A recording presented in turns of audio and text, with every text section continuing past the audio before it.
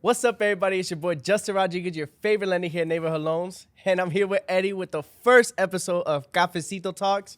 Edy is the up and coming star of real estate, guys, and this is why we brought him forward to the show. He's closed over millions of dollars of real estate transactions, closed on 50 families, and not to mention, he's closed on his home. All of this while in college. So, Edy, how did you get here? How did your journey start? Give us an insight on everything, guys. We all want to know how you started your real estate journey. Well, thank you for the warm introduction, Justin. You're making me blush over here. So, but no, I mean, my journey started back when I was born in Mexico, Veracruz, Mexico. I was born back in 1999. I was brought here before I was actually 1 year old. So I practically grew up here in Chicago. And yeah, it's been a journey ever since then. I grew up in back of the yards, Chicago, right on the south side of Chicago. And we didn't grow up with much money, but my parents gave me everything that they could.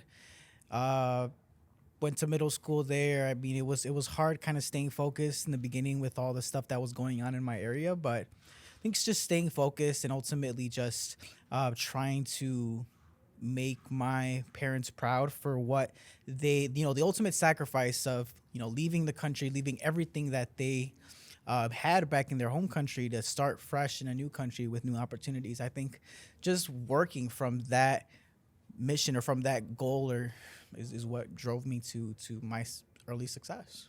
That's awesome, man. That's awesome. And it's honestly really cool to hear that where your upbringing came from, it really developed who you are as a person today, And I think all the goals that you sound like you've created is all because of how you were brought up. So, but I think I want to really zone in on how you did all of this in college, not only just your real estate career, but also purchasing a home. And I think there's a lot of misconceptions out there that you can't do things while you're in college, number one, and number two, purchase a home at such a young age. So how was that experience for you doing everything in college and not only just starting your real estate career, but also purchasing a home while in college? Yeah, well, my college career, my time in college was a little unorthodox. Yeah. I think, every year of college was very different back from, pretty much work. One thing's for sure in all my 4 years of college, I pretty much worked 45 hours a week. It got even crazier. I mean, freshman and sophomore year, I did work 45 hours, right? Yeah. But back now when I was in my junior year, which was the COVID year, unfortunately, and senior year when I was already licensed and, had clients and, had to juggle being a full-time student versus a full-time realtor. And also I was also an assistant at that time. So just trying to juggle all that. It was a lot of time management and just, the drive of doing as much as I can, not as fast as I can, but just ultimately now that I look back, it is how fast as I could, just because I don't really want to. I know it might not be the best outlook, but I just don't want to waste any time. I want to do all my stuff now just while I can, just because tomorrow's never promised, and I like maximizing my time and doing everything that I possibly can. Right. No, that's awesome. That's awesome. And I know there's a lot of young individuals out there that, number one, aspire to get into real estate. Okay, so for all the young people out there, is it hard to start your real estate journey, or is it something that you have to work harder than everybody else? Is it, a lot of people think it's a flexible schedule. You work when you want, easy, 20 hours a week. How do you answer that question? Well, real estate, I mean, it's if you wanted to have your real estate license and close 1, 2, 3 deals a year, that's okay, right? I mean, ultimately, everyone's goals are different. My goal is to get my license and help as many people as I can. Whether that's my first year doing 22, this year trying to double that number. That's my goal. Other people have different goals. So just everyone's upbringing is different. Also, I think what really helped me in the beginning was just having a mentor. Having somebody, just because of the age that I was 20. I think I was 20 when I first. I'm over here saying thinking years ago. All right. I'm 22 right now, so I'm 22, and this was 2 years ago. But the thing is, after COVID, everything was shook after COVID. We'll touch on that a little bit later, but ultimately, just having a good mentor. It's being so young and in an industry where Generally, most people are older, and people who are buying homes are older. I think just having a mentor really kind of they instilled the habits, the top producer habits, and just put me on the path to success. Showed me what success was like. And I kind of got two questions here, so bear with me. But um, number one, how was it being the age that you are, getting someone older to trust you? Because I know there might be some, someone selling a house that's 40 years old. They're gonna be like, who is this 22-year-old trying to sell my house? Yeah. Number one. And then number two, how did you even get into real estate? Like, what was the journey like on that aspect? All right, so yeah, those are two big questions. I'll answer Yeah. the first one, and then you remind me what the second one is. All No, right, go ahead. first one is how do I get someone to trust? How did I get someone to trust me at 20, 21, and even 22? Right now, I've been in the industry for almost 2 years. I'm very confident on what I do. Right, so I'll go to any new client regardless of their age. I'm very confident now. Was that the case 2 years ago when I first started? No. Right, I'm overall I'm a very outgoing person, but in when talking about the home buying process, when one I had never even bought a home, two my parents had never even bought a home, I think that it was more of an internal struggle where just kind of I defeated myself or just kind of put myself down thinking that, oh, no one's gonna want to buy a house from me. And but I think, just like I said, just having a mentor and somebody that just hearing that, oh, it is possible. I think that's what ultimately just kept me going. And regardless, unless another tip that kind of helped me was, I think, just not really showing them your age, right? So one of the things that I did a lot last year when I closed, which actually last year was my first full year, or my first year being licensed, even though I closed 22 homes, one of my favorite things was actually telling people how old I was. Yeah. Because, and it usually wouldn't happen until either like the day of closing or at the final walkthrough, the day before closing, they would just ask me, like, hey, how old are you? And I would never tell them, like, after that question, I would ask them, hey, how old do you think I am? They would never guess 22, never guess 21. They would always be like, oh, 25, 26, 27. Yeah. I take it as a compliment, right? Right. And then they would just be so shocked to hear that I'm 21, I'm 22. They wouldn't even believe me. I would sometimes have to show my ID. Yeah. It's crazy. And then, their to everyone's response, it was always like, oh, it's just because you act so different from what a 20, the person this age should be acting like, right? And I took it as a compliment, right? Just because it's like, and I think what ultimately helped in the beginning too, with them not asking me that, is just sounding confident. Right.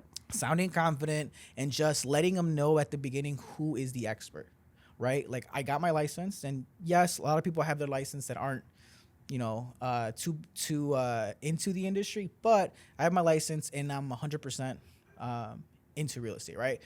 Yes, last year I was a junior and senior in college, but I wouldn't even tell them that either. I would just try to, juggle both. And like I said, it was really nice telling people, yeah, hey, I do this and I do that on the side. They would never have guessed it. Right. Yeah. That must be a great feeling, though. Yeah, Just no, to kind of get into that, thinking that you're actually 27, 25, and then you're like, hey, I'm 21, I'm selling a house at 21 years old. I could barely go facial hair and they think I'm. I know, right? But, well, so to go back, how did you even get into the journey of real estate? How did you get in that career? Oh, man. Well, it was back in 2020. Again, I'm saying it like it was a long time ago, but just if I look back from to where I was in January of 2020 versus where I am now in September of 2022. My life has changed very much, right? So let's go back to like March of 2020, right? March of 2020, I was in my second semester of sophomore year. And I was working. I was a full-time college student, and a full-time. I was working as a front desk agent at a hotel in downtown Chicago, right? And now that I look back, it's like I still question how I was able to do it, right? Because I was working full-time hours. I was a full-time student, but if you guys are familiar with Chicago, I would go to school basically in the northwest suburbs at Dominican University, and then I lived in the south side, so that drive was about an hour. I would go to school from like 8 a.m. to like That's crazy. back to back from like 8 a.m. to, I was always late too. So I know it's not something to glorify, but I was always late. But I got it done. 8 a.m. to 2 p.m. And then I would literally, as soon as I would leave, I would have to be stuck on 290 traffic to try to get to downtown before my 3 p.m. shift. Then from 3 p.m. to 11:30 p.m., I was working as a front desk agent. And then pretty much I would leave 11:30, get home at like midnight, go to bed, and do the same thing all over again. Now that I look back, I'm like, how did I get stuff done? But at the end of the day, I'm a big believer that things happen for a reason, right? And, with the unfortunate situation of COVID and everyone's lives changing and, unfortunately losing a lot of people, I try to make the best out of things and just go with what I'm given, right? So March of 2020, I was actually transitioning to a new job, a new higher paying job, still in the hospitality field, just at a bigger hotel. Everything was going to work out perfectly. I tell everybody all the time, it was going to work out perfectly, right? My last day was at this job was on March 10th or something like that. I was going to go on a quick vacation for a couple days. I come back. I was supposed to start training for my new job. I come back, hear on the news, oh, everything is shut down. And, at first, as you know, everything was going to be shut down for like a week or 2 weeks, right? Everyone was downplaying it. They're like, and even my new job was like, they were like, oh, we're gonna put off your training for like a week or two, and I'm here like everyone waiting for the 2 weeks. Then it got pushed to 3 weeks, then 4 weeks, and then ultimately they're like, hey, unfortunately we can't bring you in, and they just rescinded their offer letter. At that point, I had a couple choices, or I had two choices actually. I could either sit at home and collect unemployment. I know back then they were giving a lot of a lot of incentives for people to stay at home, right? Or I could go find another job, which is what I did. I went to go during that summer of 2020. I did go work as I did Domino's pizza delivery for about 3-4 months. It was my first time ever being in the fast food industry. Taught me a lot. Was it the best job? No. But again, I don't have any regrets ever in my life. So do I regret working there? No. It taught me a lot. It opened my eyes to a lot. And if it opened my eyes to one thing, the main thing is that life is short. And if I want to do something, I got to do it now. Right? So I had an interest in real estate for the past couple of years, but it was just always a slight interest, right? Now with COVID and then working this job at Domino's, kind of opened my eyes, and I'm like, you know what? Let me go do it, right? Yeah. So I didn't just want to get my license back, just get my license, because it is pretty expensive to get your license, right? Back then, I'm not sure how the prices are, but I just know I got to renew every couple years or so. But back then, I mean, a class was like $600-$700, and that's before all the fees and stuff. But again, it was always just a slight interest. So what I did, and what I recommend to people who are interested in real estate but just don't want to commit 100% and get their license, is to become a real estate assistant. That's what I did. I think that find a local really good agent in your area, message them, hey, if you're ever looking for an assistant, or go on Indeed. Ultimately, that's how I find my job, on Indeed, right?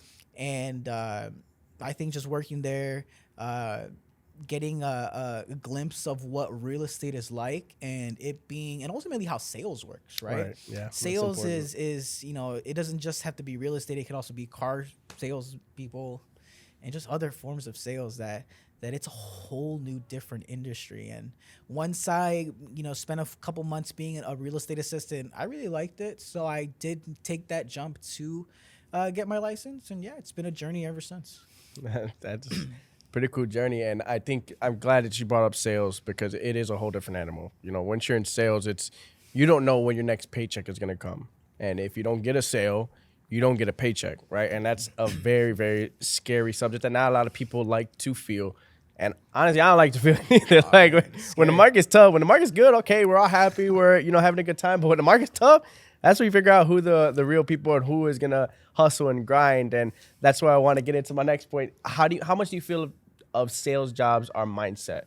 I think whenever you get into sales, you have to have a stronger mindset. And he was one of the first people I met in an industry. I met a lot of agents last year because obviously my job is to meet as many people as I possibly can, and real estate agent focused on the lender side. But for me, when I met a bunch of agents, I could see within the first couple questions, what's your 5-year plan? I knew who was gonna be like, hey, it's gonna be a top agent. His question blew me out the water, or his answer, I mean, blew me out the water, which is the reason why I true firm believer on mindset when it comes to sales. But give me your insight on mindset and sales.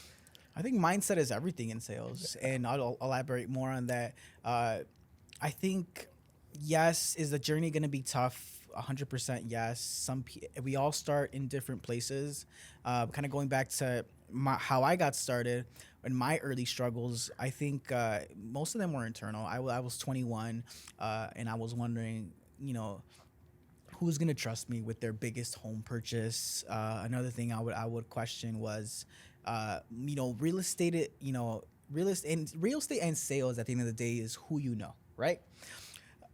If some people are not me. Some people are fortunate to know, dozens or a couple people when they first start off who want to buy, right? Right. And they're gonna trust a new agent with their big purchase. I didn't know any people. I think when I first started, I had to educate people and I had to just learn more about the process and how to approach people who have never bought a home in their life, right? And why should they trust a 21-year-old? So again, just mindset is everything because we all start in different places.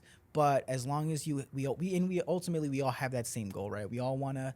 At the end of the day, everyone wants to make money, but I think what really distinguishes people, good agents from great agents is people who actually genuinely want to help people.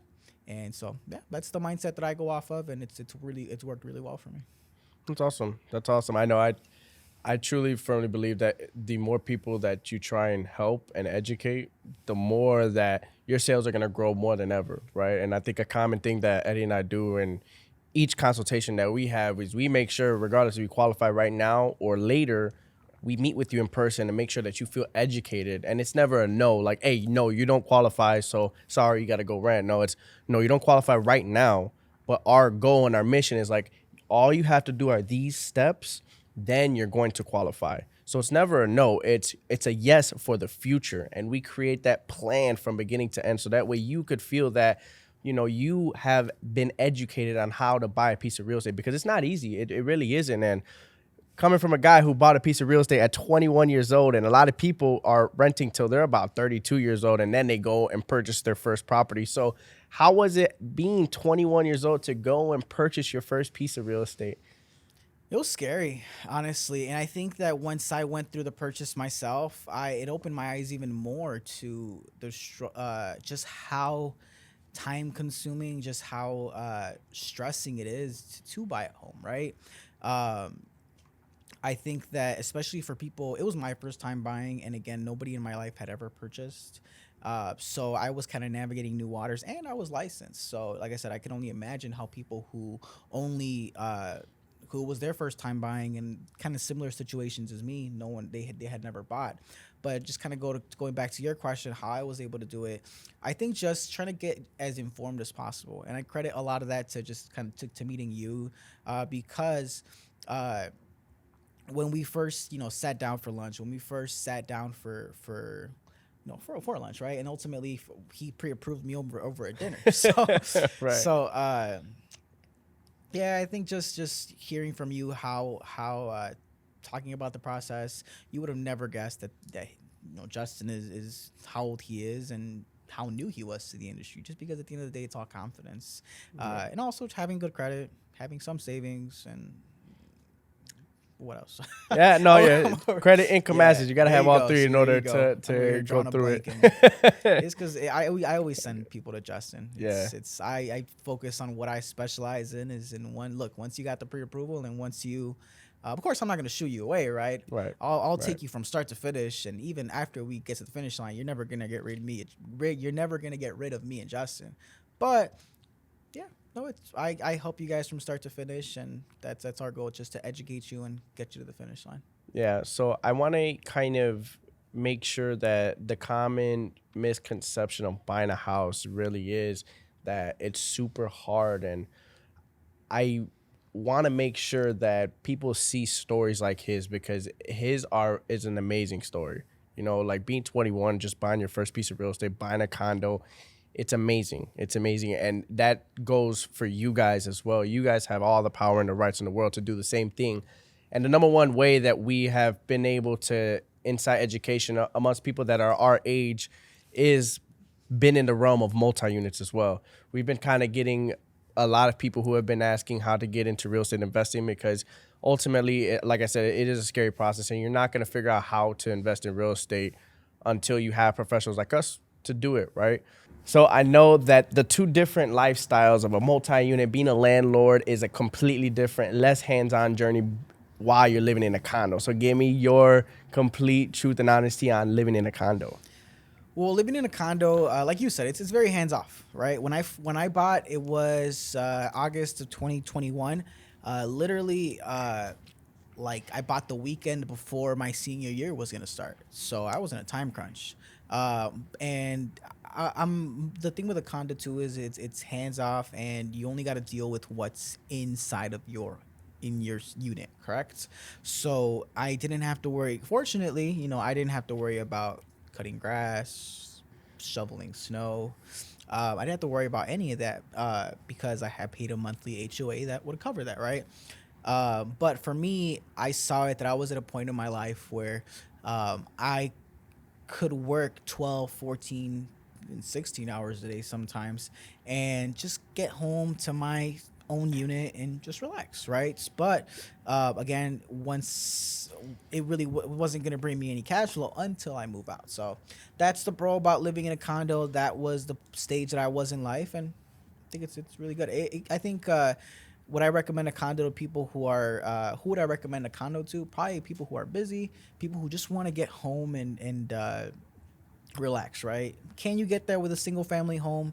Yes, but ultimately, you'd have to buy a home that's pretty well kept, and also things with single family homes and even multi units, roof. What else? Big expenses like that. If that Furnaces. ever breaks, I mean that's your issue, right? Yeah, yeah, With yeah. a condo, I mean, unless it's a bad HOA, then if that HOA has reserves, then they'll cover it. But Right, right. again, low maintenance condo. I don't want to say high maintenance, but it is compared to a Yeah, condo, it is. multi units, and single families. Right. Okay. Well, I mean, I know that condos typically further services have an HOA fee, right? Does that, and I like to kind of factor in an HOA fee, your time. And I like to say that, hey, if it's 250 bucks a month, you don't got to cut grass. It's including your utilities, or maybe it's doing a lot more things that you didn't have to do outside of, you didn't have to make a bill payment. You didn't have to cut the grass. You didn't have to shovel the snow. Those are perks of your time, and you don't get your time back. So I think HOA fees are well worth it. But I do want to talk about cash flow, because if you do ultimately want to cash flow on a property, is the HOA fee going to be the reason why you can't? And also, when you're buying a condo, how do you help a first-time home buyer understand and realize the vision? Like, hey, this is your first property, but that doesn't mean that you have to live there forever, and you could rent it out in the future. How would you plan that out for somebody? Well, just kind of from our consultations, when we talk to people who maybe for whatever reason can only afford a condo right now, right? What we like to mention is that a condo can be a stepping stone, or a condo can be, ultimately people walk in and say they want condos, right? That's the whole reason why there's a whole, like, Chicago is one of the biggest, like, has one of the biggest downtown areas, and lots and lots of people live in condos and super big high rises. There are populations of people that want to live in condos, right? But like you said, some people who maybe right now they can't qualify for a single family home, and right now the only thing that they can buy is a condo, right? How we tell them is, look, a condo is a stepping stone, right? The average homeowner only stays in a property for about 4 to 5 years. Buy a condo, and ultimately too, you're gonna want to buy a condo in. If you're only gonna hold on to something for 4 to 5 years, make sure it's an area where it's going to appreciate in the next couple of Right. years, right? Now that's why you get a good agent and tell them, hey, look, what's a good area to buy in, because I plan, make sure the agent knows your plan, right? If you tell them, hey, look, this isn't my forever home. This is somewhere where I'm only going to be from 4, 5, 6 years, and then in 4, 5, 6 years I'm going to call you and see what my home is worth, and then there I'll buy the home that I want, right? Right. So yeah, it's just a stepping stone, but there's people that want to live in condos. No, yeah, yeah. And as an agent, how do you distinguish what are the good areas to buy? I think just paying attention to everything around me. I drive, being an agent, I drive a ton. Yeah. So I'm always I get looking it. out for new constructions, new stuff being built, any new announcements, like any new new developments, any new developments being announced that would ultimately just bring more value to the area.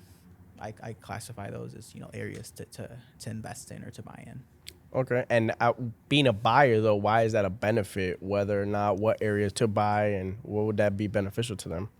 Well, because ultimately real estate is an investment, right? You're not gonna buy. You want to buy. There's so many different there's so many different benefits of owning real estate, right? Whether it's appreciation, whether it's I'm drawing a blank here. Whether it's appreciation, just Rental tax income. savings, Yeah. paying down your loan, uh, all of that.